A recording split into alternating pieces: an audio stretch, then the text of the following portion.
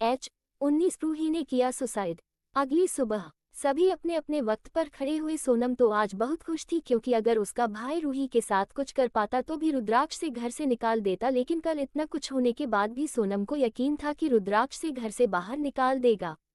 इसीलिए वो खुशी खुशी उठी और फ्रेश होने चली गई क्योंकि उसे इस बात का भी यकीन था कि राघव चाहे कुछ भी करे लेकिन रुद्राक्ष उसके भाई को कुछ नहीं होने देगा, इसीलिए वह बिल्कुल निश्चिंत थी।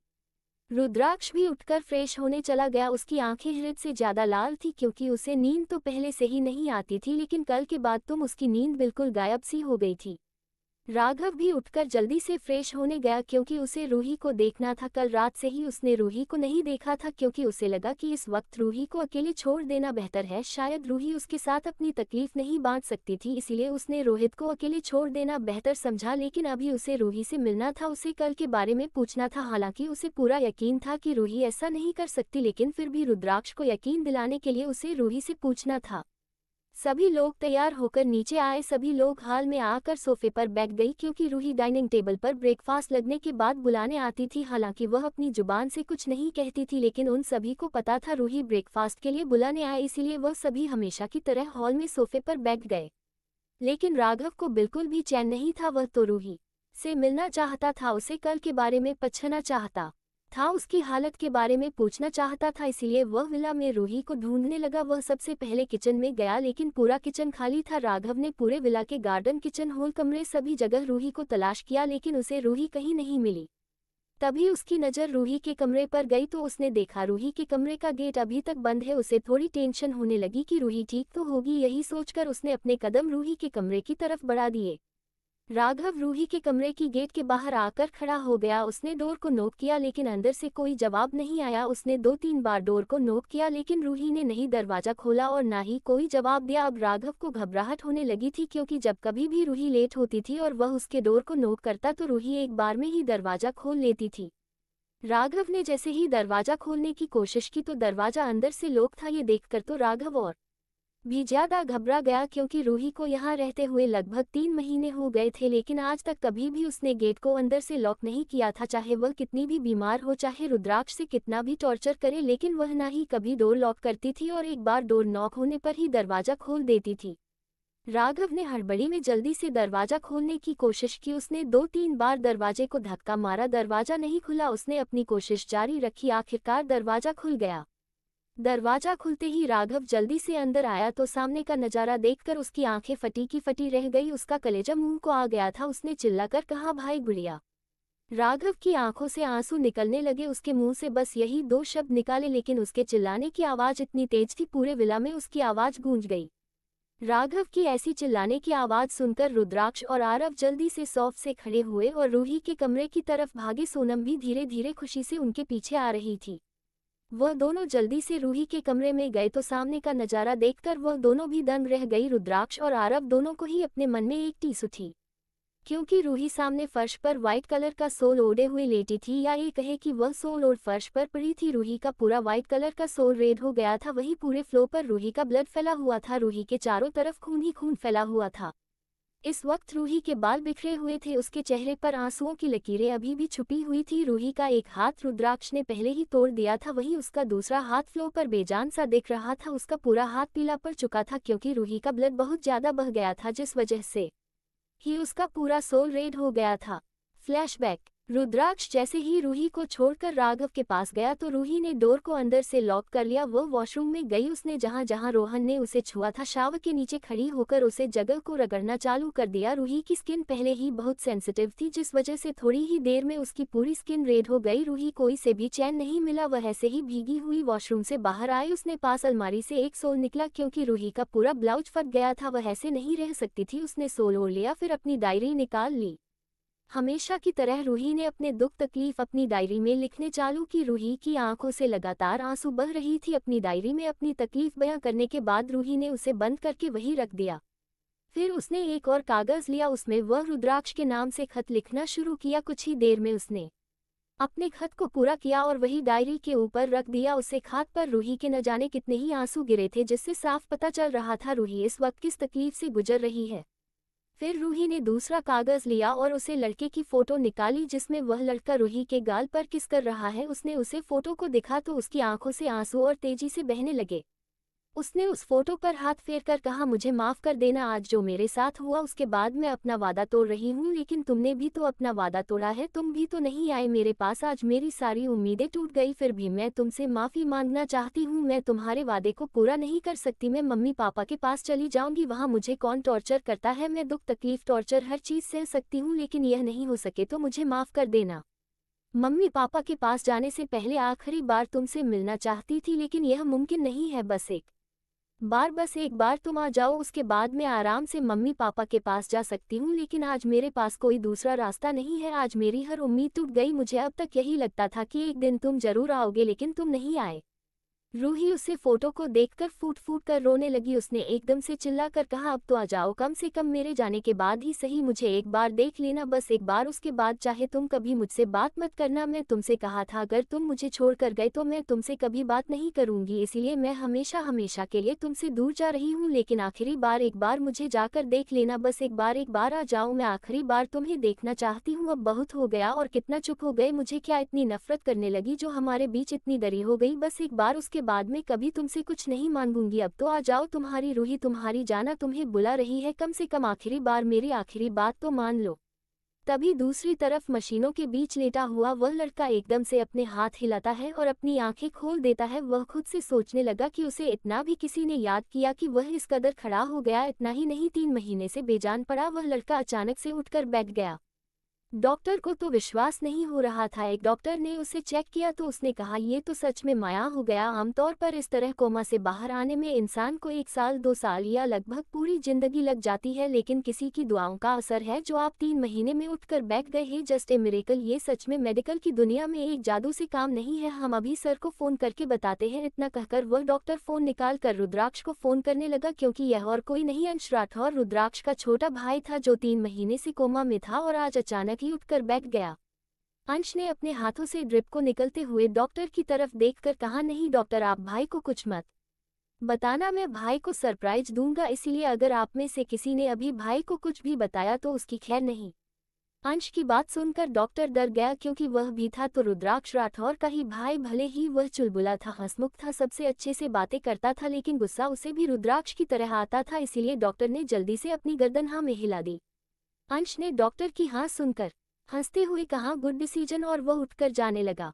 ये देखकर डॉक्टर ने जल्दी से उसे कहा, सर आप अभी अभी उठे हैं, आपको कुछ देर बाद रेस्ट करना चाहिए, नहीं तो आपकी तबीयत खराब हो सकती है, इसलिए आप अभी कहीं नहीं जा सकते। डॉक्टर ने इतना ही कहा था, वह डर से थर-थर कांपने लगा, क्योंकि अंश से घूरकर देख रहा था। उसने डॉक्टर को अपनी सख्त आवाज में कहा, अब तुम मुझे रोकोगे? मैंने एक बार कहा भाई को कोई नहीं बताया, और मैं अभी भाई से मिलना चाहता हूँ, इसलिए मैं जा रहा हूँ, और अगर किसी ने भाई को बताने की हिम्मत की तो उसकी खैर नहीं। सभी लोग अंश की धमकी सुनकर डर गए, क्योंकि यह हॉस्पिटल रुद्राक्ष का ही था, और वैसे भी सभी लोग रुद्राक्ष का नेचर अच्छे से जानते थे। इतना कहकर रूही उसे फोटो को देखकर फूट फूट कर रोने लगी। उसने कागज और पेन लिया और फोटो वाले इंसान के लिए लेटर लिखा। लिखने के बाद उसने उसे फोटो को लेटर को एक साथ वहीं रख दिया।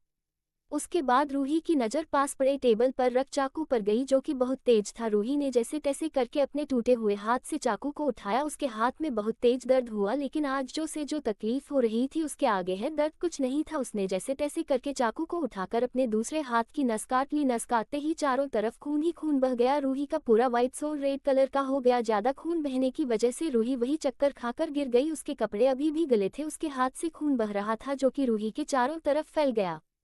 Flashback and present time. Raghav ने रूही के पास जाकर उसके गालों को थपथपाया और उसे कहा, गुड़िया तुम ऐसा नहीं कर सकती, उठो, तुम ऐसे नहीं जा सकती, अरे तुम तो इतनी कमजोर नहीं थी, फिर आज क्या हो गया? तुम बिल्कुल भी कमजोर नहीं हो। जिसे रुद्राक्ष राठौर का गुस्सा 3 महीने तक केला हो, वह इंसान बिल्कुल भी कमजोर नहीं हो सकता, क्योंकि जिस इंसान के गुस्से को झेलने की हिम्मत किसी में 1 मिनट की भी नहीं है, वही तुम न्यूज़ का गुस्सा 3 महीने तक चला है। तुम ऐसे हर नहीं मान सकती, उठो उठो, एक बार तो उठो, तुम अपनी राघव भाई को छोड़कर नहीं जा सकती। मैं तुमसे वादा किया था, मैं हमेशा तुम्हारी रक्षा करूंगा, लेकिन मैं अपना वादा पूरा नहीं कर पाया। तुम वैसे मुझे छोड़कर नहीं जा सकती, अभी तो तुम्हें अपने टॉर्चर का बदला लेना है, तुम ऐसे ही कैसे जा सकती हो? तुम ऐसा नहीं कर सकती। कहकर राघव जोर जोर से रोने लगा और वही बेहोश हो गया, क्योंकि वह रूही से हद से ज्यादा जुड़ चुका था, इसीलिए वह रूही को ऐसे नहीं देख सकता था।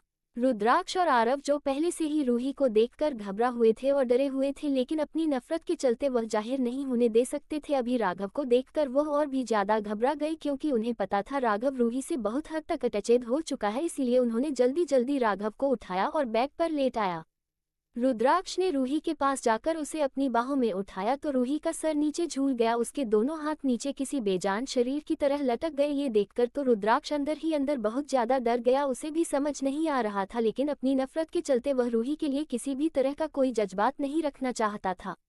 वही आरव ने भी रूही को ऐसे देखा तो वह भी डर गया, क्योंकि भले ही वह रुद्राक्ष की तरह उससे नफरत करता था, लेकिन कहीं ना कहीं वह भी खुद को रूही से अटैचेड पता था, इसीलिए उसे भी रूही को खोने का डर था। रुद्राक्ष रूही को पास वाले रूम में ले गया और उसे बेड पर अच्छे से लेट दिया। उसने आरव की तरफ देखकर कहा, आरव गो फास्ट, कॉल दी डॉक्टर।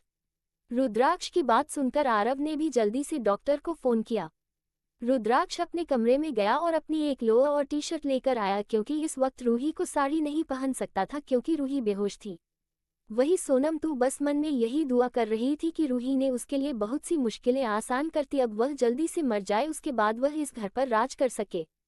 देखा पलटकर उसने चाहत उसे भी थी, दुनिया से मेरी तरह शिकायत उसे भी थी। वह रोए थे मुझे परेशान देखकर। उस दिन पता चला मेरी जरूरत उसे भी थी।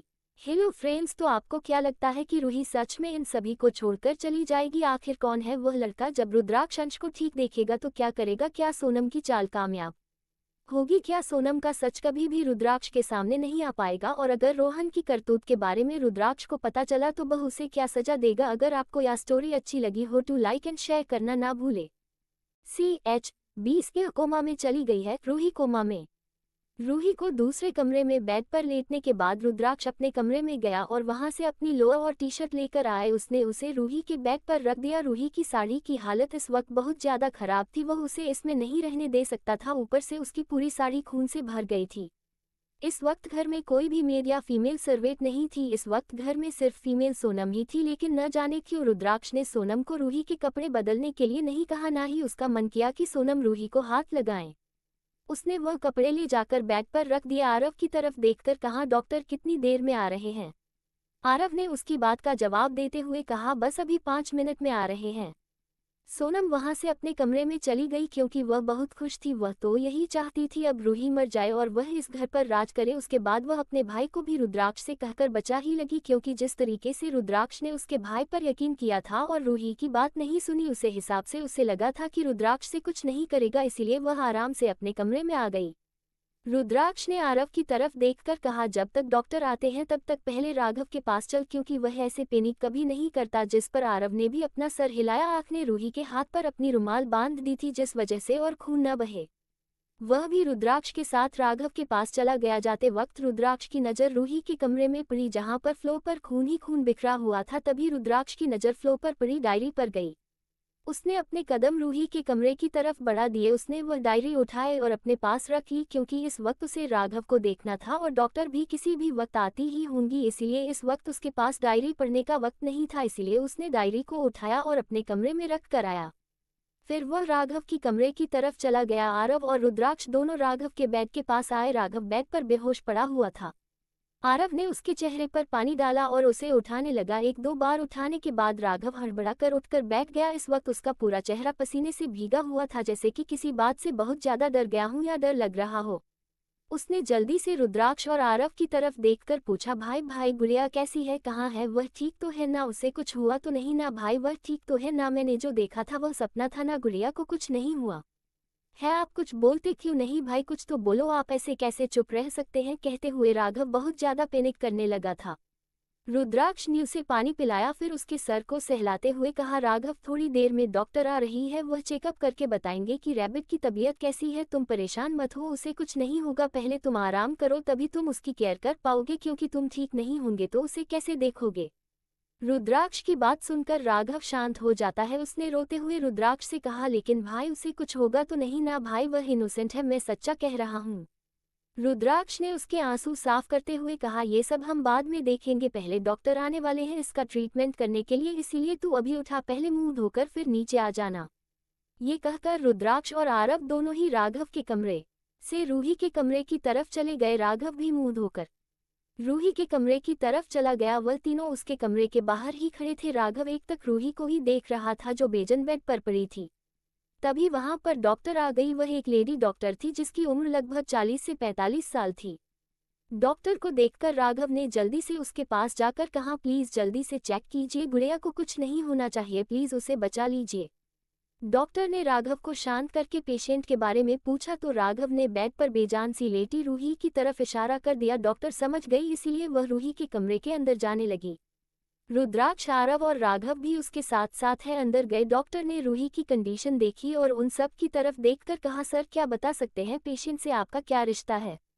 वहां कोई कुछ कहता उससे पहले ही राघव ने डॉक्टर के सामने आकर कहा, वह मेरी बहन है, मेरी छोटी बहन, मेरी गुड़िया, प्लीज आप इसका ट्रीटमेंट कीजिए, उसे कुछ नहीं होना चाहिए। राघव की बात सुनकर डॉक्टर ने अपना सर हिला दिया और उनसे कहा, सर मुझे मैडम का ट्रीटमेंट करना है, इसीलिए प्लीज आप सब बाहर चाहिए। डॉक्टर ने सभी बातें डरते डरते कही थी क्योंकि रुद्राक्ष के गुस्से को सभी जानते थे। डॉक्टर की बात सुनकर सभी अपना सर हिलाकर रूम से बाहर आने लगे। रुद्राक्ष में एक बार रूही की तरफ देखा जो बेड पर बिल्कुल बेजान सी पड़ी हुई थी। फिर उसने डॉक्टर की तरफ देखकर कहा, आप इसके कपड़े भी बदल दीजिएगा, जिस पर डॉक्टर ने अपना सर हिला दिया। वह सभी रूही के कमरे के बाहर आ गई। राघव टेंशन में इधर उधर चक्कर काटने लगा। रुद्राक्ष और आरव के बहुत समझाने पर अब उसने रोना बंद कर दिया था, लेकिन टेंशन में वह इधर उधर चक्कर काट रहा था। अंदर डॉक्टर ने रूही का ट्रीटमेंट किया। लगभग आधे घंटे के बाद वह लेडी डॉक्टर कमरे का गेट खोलकर बाहर आए। राघव जल्दी से उसके पास गया। राघव ने हड़बड़ाकर जल्दी से डॉक्टर से पूछा, डॉक्टर मेरी बहन कैसी है, वह ठीक तो है ना, मेरी गुड़िया को कुछ हुआ तो नहीं है ना, वह ठीक हो जाएगी ना, उसे होश कब आएगा? राघव लगातार सवाल किया जा रहा था। डॉक्टर ने राघव को शांत करवाते हुए राघव से कहा, सर प्लीज पहले आप शांत हो जाए, शुक्र है मैडम के हाथ की नस अच्छे से नहीं काटी, नहीं तो मैडम की जान बचना नामुमकिन था। उन्हें अपने हाथ की नस अच्छे से नहीं काटने आई जिस वजह से उनकी जान बच गई, लेकिन बहुत ज्यादा ब्लड लॉस हुआ है, ऊपर से वह बहुत ज्यादा वीक है जो उनकी बॉडी के लिए बहुत ज्यादा प्रेशर की बात है। वह कुछ ज्यादा देर तक ही पानी में रही है, उनकी स्किन बहुत ज्यादा सेंसिटिव है, उन्होंने अपनी स्किन को हद से ज्यादा रगड़ने की वजह से उनकी स्किन रेड हो गई है, लेकिन एंटीसेप्टिक क्रीम की वजह से वह ठीक हो जाएगी। उनके हाथ की हड्डी टूट गई है, मैंने प्लास्टर लगा दिया है, तो प्लीज आप उन्हें अपने हाथ को ज्यादा मत हिलाने देना। फिर डॉक्टर ने कुछ देर रुककर उन सभी की तरफ देखकर कहा, मैडम के शरीर पर बहुत गहरे घाव है, ऐसा लगता है जैसे सालों से उन्हें टॉर्चर किया जा रहा हूं। अभी मैंने उन्हें दवाई दे दी है, इंजेक्शन लगा दिया है, आधे घंटे बाद उन्हें होश आ जाएगा, प्लीज आप उनके घाव पर मेडिसिन अप्लाई कर दीजिएगा। उन्हें हो सकते हैं बहुत वीक फील होगा, इसीलिए आप उनका प्लीज ख्याल रखना, और वह वैसे भी बहुत ज्यादा वीक है, इसलिए उनकी डाइट का भी ख्याल रखना। मैं कुछ मेडिसिन लिख कर देता हूँ, आप टाइम तो टाइम उन्हें दे देना। ये कहकर डॉक्टर ने राघव को रूही की मेडिसिन लिखकर दे दी और वह वहां से जाने लगी। उन्हें जाते देखा रुद्राक्ष ने उनसे कहा, जब तक रैबिट को होश नहीं आ जाता तब तक आप यही रहिए, उसे हो सकते कि आप जा सकती हैं। रुद्राक्ष की ऐसी भरी आवाज सुनकर तो डॉक्टर डर से थर थर कांपने लगी, क्योंकि उसे तो पहले ही रुद्राक्ष के नाम से भी डर लगता था, ऊपर से अभी वह जल्दी से यहाँ से जानना चाहती थी, लेकिन रुद्राक्ष ने उसे जान भी नहीं दिया। रुद्राक्ष की बात सुनकर राघव ने भी डॉक्टर से कहा, हाँ प्लीज जब तक गुड़िया को होश नहीं आ जाता तब तक आप यहीं रुक जाए, बस आधे घंटे की बात है, उसके बाद आप चली जाएगा। अब सभी वहीं बैठकर रूही के होश में आने का इंतजार करने लगे। धीरे धीरे वक्त बिता गया, सभी यहाँ बैठकर रूही के होश में आने का इंतजार कर रहे थे। वहीं सोनम अपने कमरे में बैठकर पार्टी कर रही थी, क्योंकि वह तो जल्द से जल्द रूही को मरता हुआ देखना चाहती थी, क्योंकि उसे लगा रूही के जाने के बाद रुद्राक्ष से शादी कर लेगा। लेकिन इस बात से अनजान रुद्राक्ष उसकी सारी सच्चाई जानता है, कैसे वह लड़कों के साथ रहते रंगीन करती है। रुद्राक्ष तो उसे खुद को छूने बिना दे, शादी तो बहुत दूर की बात है, वह तो बस सिर्फ रूही को टॉर्चर करने के लिए ही सोनम को लेकर आया था। सभी बैठकर रूही के होश में आने का इंतजार कर रहे थे। सोनम पार्टी मना रही थी, इस बात से अनजान सभी के लिए एक बहुत बड़ी खतरा उनकी तरफ बढ़ता आ रहा है। उनसे हॉस्पिटल से निकलकर अपनी कार में बैठकर रुद्राक्ष से मिलने के लिए निकल चुका था। उसने डॉक्टर को धमकी दी थी कि अगर किसी ने भी रुद्राक्ष को बताने की कोशिश की तो उसे बुरा कोई नहीं होगा। वह खुद रुद्राक्ष को सरप्राइज देना चाहता था, इसलिए रुद्राक्ष को सरप्राइज देने के लिए वह अपनी कॉम से बाहर आने वाली बात किसी को नहीं बताई, सीधे रुद्राक्ष को सरप्राइज देने के लिए विला की तरफ निकल पड़ा। आधा घंटा बीत गया, राघव ने रखी की तरफ देखा, रूही धीरे धीरे अपनी आंखें खोल रही थी। ये देखकर राघव जल्दी से उसके पास गया और उसके सर को सहलाते हुए कहा, तुम्हें पता है मैं कितना डर गया था गुड़िया, तुमने ऐसा क्यों किया? तुमने एक बार भी मेरे बारे में नहीं सोचा, तुम ऐसा कैसे कर सकती हूँ? मैं तुमसे बहुत नाराज हूँ, बहुत गुस्सा हूँ, अभी मैं तुमसे बात नहीं करूँगा। तुमने इतना बड़ा कदम उठाने से पहले एक बार भी मेरे बारे में नहीं सोचा। राघव बस अपने में ही बोले जा रहा था। रूही को कोई हलचल न करता देखा उसने अपनी नजरें रूही के चेहरे की तरफ की तो रूही ने बस आंखें खोल रखी थी। ना ही आज उसकी आंखों में खुशी थी, ना दुख, ना तकलीफ, ना दर्द और ना ही आंसू जो 3 महीने से या ये कह बचपन से उसकी आंखों में घर बनाए हुए थे। रूही बिल्कुल भी हिलडुल नहीं रही थी, ना ही अपनी पलकें झटका रही थी, बस ऐसे ही किसी जिंदा लाश की तरह आंखें खोलकर बेड पर लेटी हुई थी। ये देखकर राघव को बहुत ज्यादा झटका लगा। उसने रूही को हिलाया, उसके हाथ को पकड़कर अपने हाथ में लिया तो रूही का हाथ फिसलकर किसी लाश की तरह नीचे गिर गया, जैसे कि रूही जिंदा होते हुए भी लाश बन गई है। उसकी आंखों में जो आंसू रुक चुके थे वह झरने की तरह बहने लगे। राघव ने रोते हुए जोर जोर से रुद्राक्ष और आरव से कहा, भाई भाई प्लीज यहाँ ये देखिए, गुड़िया को क्या हो गया, ये बिल्कुल भी हिल नहीं रही है, ना ही कोई रिएक्ट कर रही है, प्लीज आप जल्दी आए। राघव की ऐसी भारी आवाज सुनकर रुद्राक्ष, आरव और डॉक्टर भागते हुए रूही के कमरे में गए। उन सभी ने जाकर देखा तो रूही ने सिर्फ आंखें खोल रखी थी, नहीं वह कुछ बोल रही थी, नहीं हिल रही थी और ना ही पल के झपका रही थी। ये देखकर उन सभी को भी समझ में नहीं आया। डॉक्टर ने उन सभी से कहा, प्लीज आप एक बार बाहर जाए, मुझे मैडम को चेक करने दीजिए। राघव का जाने का मन बिल्कुल भी नहीं था, लेकिन रुद्राक्ष, आरव के कहने पर वह रूही को छोड़कर बाहर आ गया। वह तीनों रूही के कमरे के बाहर खड़े हो गए। डॉक्टर ने गेट बंद किया और रूही को चेक किया। करीब 20 मिनट बाद डॉक्टर बाहर आए। राघव ने जल्दी से पूछा, क्या हुआ है गुड़िया को, वह से क्यों कर रही है, वह से मूर्ति की तरह क्यों बन गई है, वह कुछ बोल क्यों नहीं रही, वह हिल क्यों नहीं रही है। डॉक्टर ने गहरी सांस लेकर कहा, देखिए सर, मैडम कोमा में चली गई है। डॉक्टर की बात सुनकर तीनों को बहुत बड़ा झटका लगा। राघव ने डॉक्टर को हिलाते हुए कहा, ऐसे कैसे कोमा में चली गई, उसके तो सर पर चोट भी नहीं लगी, कोमा में तो चोट लगने के बाद जाते हैं, वह तो बिल्कुल ठीक थी, फिर ऐसे कैसे कोमा जा सकती है। डॉक्टर ने गहरी सांस लेकर उन तीनों की तरफ देखकर कहा, सर आपने सही कहा, कोमा में इंसान चोट लगने के बाद ही जाता है, लेकिन मैडम शॉर्ट टर्म कोमा में चली गई है, यह एक तरह से कोमा ही होता है।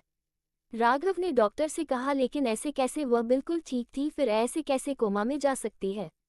डॉक्टर, देखिए सर, शॉर्ट टर्म कोमा में इंसान बिना चोट लग ही एक जिंदा लाश की तरह बन जाता है। जब इंसान की कोई बहुत बड़ी आखिरी उम्मीद टूट जाती है, जब इंसान को किसी चीज का शौक लगता है या फिर उसके साथ वह चीज होती है जिसकी कभी उसे एक्सपेक्टेशन भी नहीं थी, तो इंसान किसी गहरी सोच में चला जाता है। ये बिल्कुल कोमा की तरह ही होता है। राघव, तो फिर गुड़िया कब तक कोमा से बाहर आ सकती है, वह कब ठीक हो जाएगी और जल्दी से जल्दी ठीक करने के लिए क्या करें। डॉक्टर, सर ऐसे केसेस में इंसान या तो ठीक हो तो अभी हो जाए, या फिर 1 साल भी लग सकता है, या पूरी जिंदगी भी इंसान ऐसे ही रह सकता है। आप जितना हो सके उतना ही नहीं खुश रखने की कोशिश कीजिए, शायद यह है अपनी गहरी सोच से बाहर आ जाए। मैं कुछ मेडिसिन लिख कर दे रही हूँ, आप ये ले आएगा, और उनकी बॉडी पहले से ही बहुत वीक है, इसलिए इनका पूरा ध्यान रखिएगा। राघव ने ओके कहा और डॉक्टर को बाहर छोड़ने चला गया। रुद्राक्ष और आरव अभी भी भूत बने अपनी जगह पर खड़े थे, उन्हें कुछ भी समझ नहीं आ रहा था। वह दोनों नीचे हॉल में आए और सोफे पर बैठ गए। उन्हें समझ नहीं आ रहा था रूही गलत थी सही थी, लेकिन एक बात जरूर थी कि रूही कोई हालत में देखकर उन दोनों के दिल को जैसे किसी ने अपनी मुट्ठी में भेज लिया हूं और रह रह कर दबा रहा हूं। राघव डॉक्टर को छोड़ने के बाद अंदर आया। उसने बॉडीगार्ड से कहकर बहुत सारे खिलौने और चॉकलेट मंगवा और रूही के कमरे में चला गया। उसने रूही के सर पर हाथ फेर कर कहा, गुड़िया जल्दी से खड़ी हो जाओ, मुझे तुम्हें बहुत ज्यादा डांटना है, तुम ऐसा कैसे कर सकती हो, देखो मेरी हालत कैसी हो गई है, तुम्हें पता है मैं कितना डर गया था, तुम्हें खोने के नाम से ही मैं तुम्हें नहीं खो सकता, इसीलिए जल्दी से उठ जाओ। फिर उसने रूही के ऊपर से ब्लैंकेट हटाते हुए कहा, चलो तुम यहाँ कमरे में अकेले बोर हो रही होगी, मैं तुम्हारे लिए सरप्राइज मंगाया है, चलो नीचे हॉल में हम वहीं बैठकर तुम्हारा सरप्राइज देखेंगे। ये कहकर राघव ने रूही को गोद में उठाया और सीढ़ियों से नीचे की तरफ ले जाने लगा। वही सोनम भी कमरे से बाहर आ गई थी, ये देखने के लिए रूही मरी या नहीं मरी। रूही को ऐसे देखकर उसने वहां खड़े एक मेड से पूछा, इस नौकरानी को क्या हुआ। मेड ने सोनम के आगे अपना सर झुका कर कहा, मैडम मैडम कोमा में चली गई है।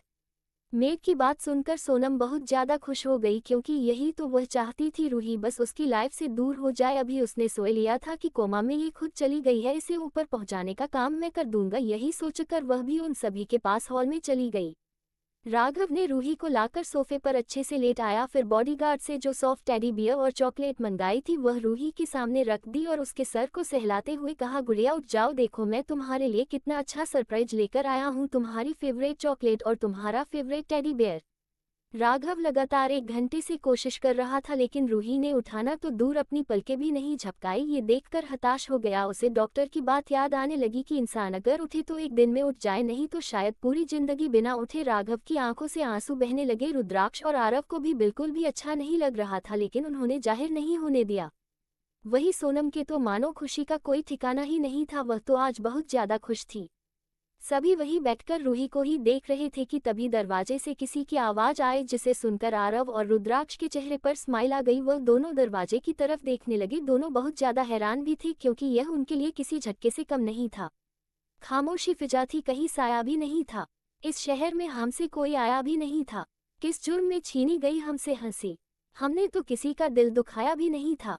हेलो फ्रेंड्स, तो आपको क्या लगता है किसकी आवाज आई होगी और अंश का रूही से क्या रिश्ता है? जब अंश रूही को इस हाल में देखेगा तो क्या करेगा? क्या सोनम का सच सबके सामने आ पाएगा? तो फाइनली फ्रेंड्स, कल आप सभी का इंतजार खत्म हो जाए, रूही की सच्चाई रुद्राक्ष के सामने आ जाएगी। सोनम को भी देखना यह है अब रुद्राक्ष क्या करता है और अंश कैसे रिएक्ट करेगा रूही को इस तरह देखकर। अगर आपको यह स्टोरी अच्छी लगी हो तो इसका लाइक शेयर एंड सब्सक्राइब करना मत भूलना और मैं ऐसी स्टोरी लाती रहूंगी। Bye bye, smile.